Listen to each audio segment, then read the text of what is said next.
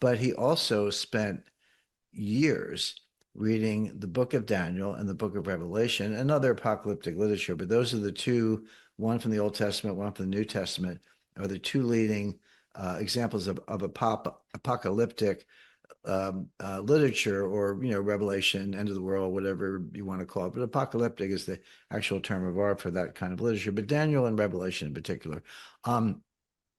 But he went through line by line by line, character by character, name by name, the king with seven crowns, etc. And he related it all to, first of all, to world history up to his day.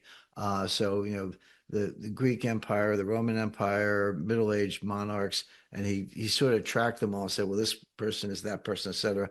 It's quite detailed, and I don't obviously have time to explain it all. But that's what he did. That's what he spent most of his time doing when he wasn't, inventing calculus. But he used that to come up with a date for the end of the age. Now, again, Catholic interpretation of the Bible, we don't talk about the end of the world.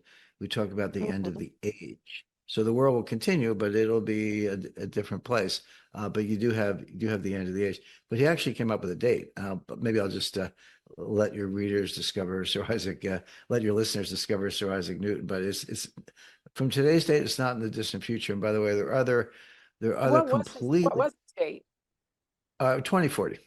So for a number, yes, 2040. But he wrote that in the early 17th century.